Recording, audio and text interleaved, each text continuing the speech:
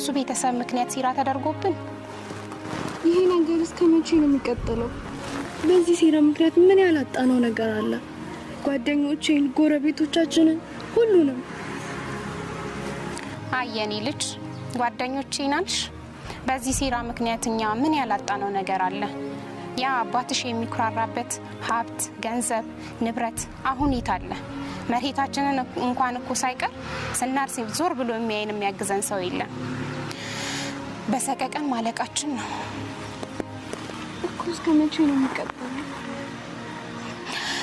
ያው እንግዲህ አባትሽ እብሪተኝነቱን ትቶ ሄዶ ሽማግሌዎችን ይቅርታ እስከሚጠይቅበት ጊዜ ድረስ ይቀጥላል።